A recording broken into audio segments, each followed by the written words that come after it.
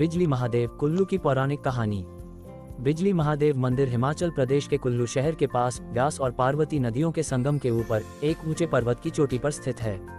यह मंदिर न केवल अपनी प्राकृतिक सुंदरता के लिए बल्कि अपनी अनूठी पौराणिक कहानी और चमत्कारी घटना के लिए भी विश्व प्रसिद्ध है।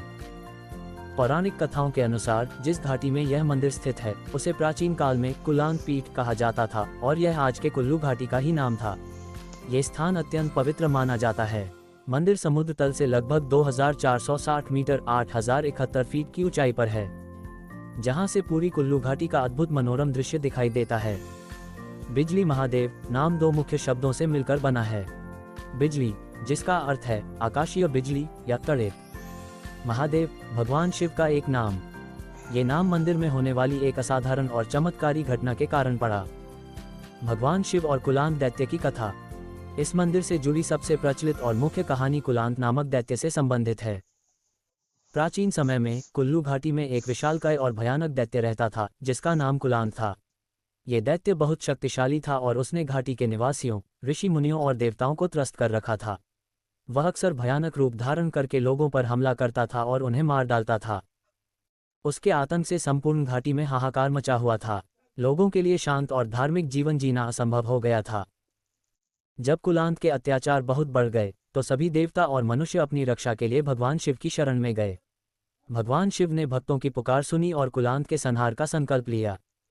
कुलांत बहुत मायावी था और उसे सीधे युद्ध में हराना कठिन था। इसलिए भगवान शिव ने एक युक्ति निकाली। भगवान शिव कुलांत के पास गए और उससे मैत्रीपूर्ण वार्तालाप शुरू किया। बातों ही बातों में भगवान शिव ने कुलांत को एक खेल खेलने के लिए राजी कर लिया।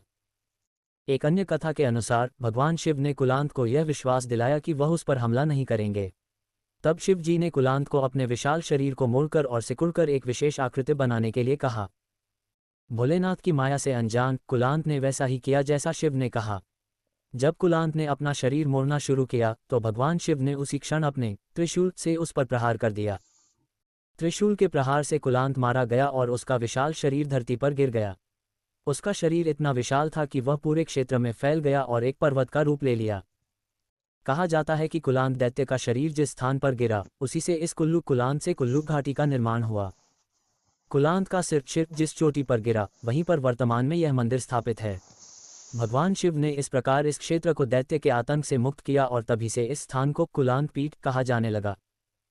दैत्य के वध के बाद भगवान शिव इस पर्वत की चोटी पर विराजमान हो गए। इसके बाद एक और असाधारण घटना घटित होने लगी जिसने इस मंदिर को बिजली महादेव नाम दिया। कहा जाता है कि भगवान शिव कुल्लू घाटी के लोगों को किसी भी प्रकार की बड़ी विपत्ति से बचाने के लिए हर 12 साल में एक बार या कुछ मान्यताओं के अनुसार नियमित अंतराल पर अपने ऊपर आकाशीय बिजली का प्रहार झेलते हैं। मंदिर के अंदर स्थापित शिवलिंग को देवदार पहाड़ी चीड़ के वृक्ष के तने से बनाया गया था और यह एक दिव्य ऊर्जा केंद्र माना जाता है। जब भी कोई भीषण आकाशीय बिजली चमकती है वह सीधे मंदिर के शिवलिंग पर गिरती है। बिजली के इस प्रचंड प्रहार से शिवलिंग तुरंत चकनाचूर हो जाता है और बिखर जाता है। ऐसा माना जाता है कि भगवान शिव अपने भक्तों पर आने वाली विपत्तियों और विनाशकारी ऊर्जा को स्वयं इस बिजली के रूप में स्वीकार कर लेते हैं। जब शिवलिंग बिजली गिरने से खंडित हो जाता है तब मंदिर के पुजारी बजूरा वंश के तुरंत टूटे हुए टुकड़ों को एकत्र करते हैं और उन्हें मक्खन, घी और सत्तू का मिश्रण से धीरे धीरे जोड़ते हैं।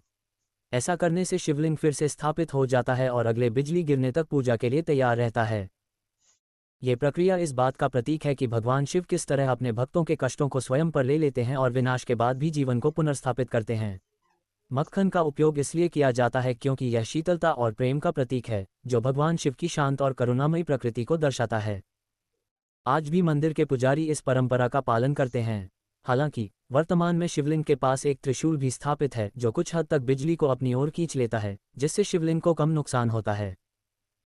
यह मंदिर न केवल एक धार्मिक स्थल है बल्कि यह भगवान शिव के त्याग, बलिदान और करुणा का प्रतीक भी है, जिन्होंने इस घाटी को बचाया और आज भी अपने भक्तों की रक्षा के लिए स्वयं पर प्रहार झेलते हैं। निष्कर्ष: बिजली महादेव कुल्लू घाटी के रक्षक देवता माने जाते हैं। यहाँ की यात्रा केवल एक ट्रैकिंग नहीं बल्कि एक आध्यात्मिक अनुभव है जो आपको पौराणिक कथाओं और देवभूमि की अलौकिक शक्ति से जोड़ता है। यह मंदिर आज भी भक्तों के लिए आशा, रोशन और पुनर्निर्माण का केंद्र बना हुआ है। प्लीज़ दोस्तों, मेरे चैनल को सब्सक्राइब व लाइक करें और कमेंट करें।